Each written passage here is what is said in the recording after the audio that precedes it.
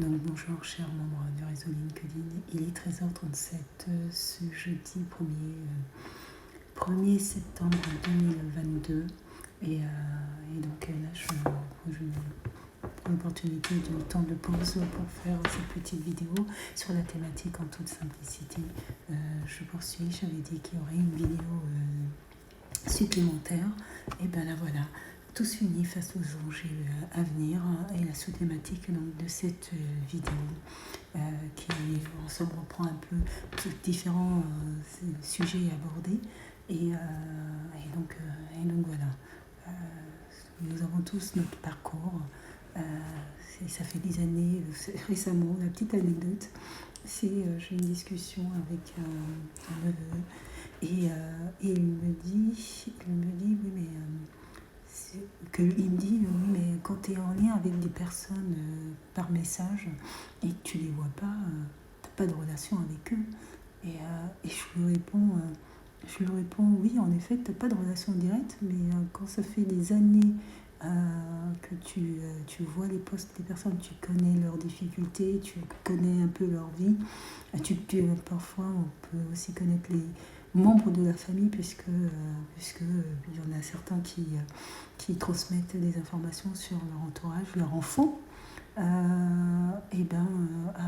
fil des années, c'était en 2018 que LinkedIn, j'ai souscrit, donc j'ai ouvert ce compte numérique LinkedIn et oui, au fil des années, en effet, on a ce sentiment de connaître suffisamment une personne pour la considérer autrement qu'un compte numérique et un simple lien de réseau social, même si on est un peu happé par nos quotidiens, qui fait qu'on n'a pas forcément le temps de répondre à toutes les invitations, toutes les propositions, à voir tous les directs, voilà, ou à participer à tous les webinaires.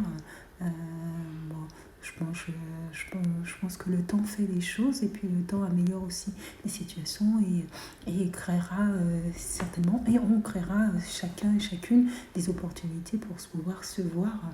Et donc je lui ai répondu que après plusieurs années de lecture des messages, voilà, oui, je considère que ne sont pas simplement des comptes numériques, et oui, pour certains, je peux considérer des personnes comme étant des amis, sachant que l'amitié est faite d'un amour platonique et que on donne de l'amitié, j'espère en tout cas, beaucoup plus facilement de manière générale. Même si après on peut dans l'amitié distinguer les différentes formes d'amitié, parce qu'il y a aussi il y a aussi l'amitié, je dirais, de connaissance, et puis il y a l'amitié profonde, mais bon, ça c'est une autre thématique. Voilà, c'était la petite anecdote que je voulais évoquer. On a fait un parcours, on a tous fait un peu long parcours, parcours qui n'a pas été simple, qui a été semé parfois d'embûches, et des difficultés d'ordre social, de maladies, et pour beaucoup, je pense qu'on a quand même eu des moments de doute sur la pertinence des actions que nous réalisons sur notre vie, nos vies de manière générale, sur le pourquoi, et pourtant nous sommes là parce que nous avons conservé cette conviction par-dessus tout, et puis une forme de foi que un réseau, et moi je pense plus que tout qu'un réseau c'est au-delà de cet espace numérique, ce sont des gens humains, et des gens humains qui peuvent aussi, qui créent une forme de solidarité, une solidarité dans nos projets divers, une solidarité pourquoi pas dans des projets communs également. C'est l'intérêt d'un réseau. L'intérêt d'un réseau professionnel, c'est de pouvoir pour certains développer son marché, développer son activité. Donc le réseau est une source incroyable.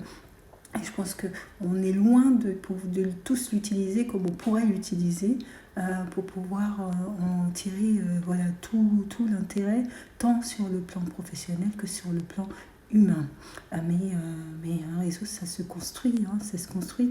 En 2018, j'étais partie sur cette base que en donnant de soi, en donnant de ses connaissances et en mettant ensemble des personnes de métiers différents, d'origines, de religions différentes, et ben qu'on apprendrait des choses totalement différentes les uns des autres, et que ces choses totalement différentes feront que ça nous rendrait un peu plus intelligents, entre guillemets, c'est-à-dire que ça augmenterait notre culture à chacun et chacune, et ainsi, puisque nous augmentons en connaissances, et ben nous sommes capables dans nos milieux professionnels de pouvoir apporter, être une plus-value dans nos postes, dans nos postes, et donc de pouvoir tous évoluer, parce qu'on aura su extraire de notre réseau des connaissances et des capacités incroyables. Et j'y crois. Je pense que beaucoup de vos postes ont fait évoluer, ont donné des orientations, ont donné des idées. Et donc, voilà, le réseau a été bénéfique. Je pense que après, on peut tous avoir nos opinions sur différents sujets. L'intérêt d'un réseau, ce n'est pas simplement que tout le monde aille dans son sens.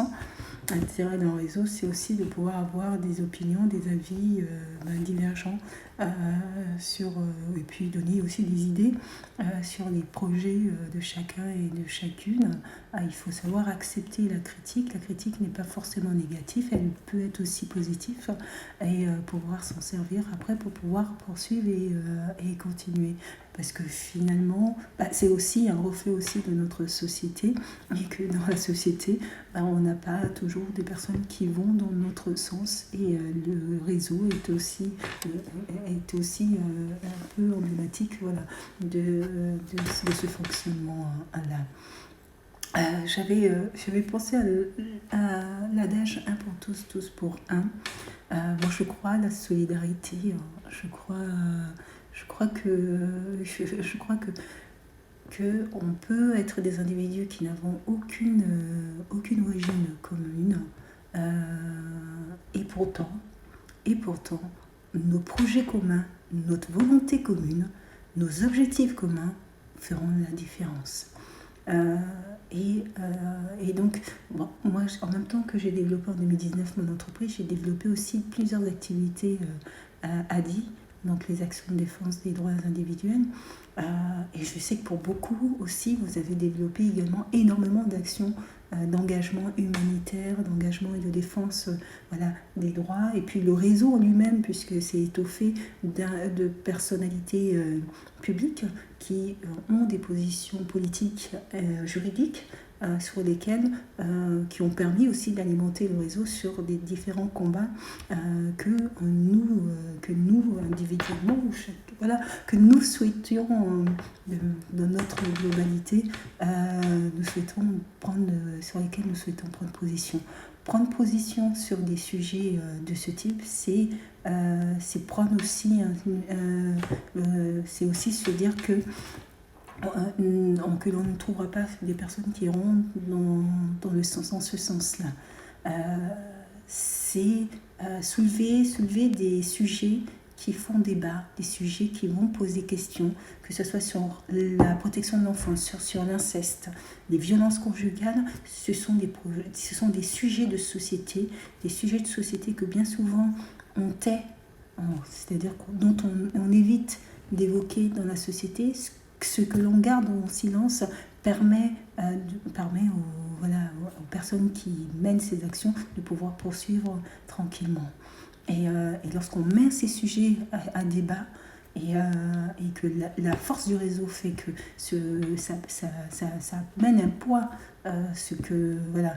les différents domaines que l'on tend à défendre, ça peut poser des problématiques et des difficultés. Et vous pouvez le constater peut-être dans votre cadre professionnel, où vous pouvez être confronté à des difficultés. Ça va bientôt faire 10 minutes. Je poursuis dans quelques minutes. À tout de suite.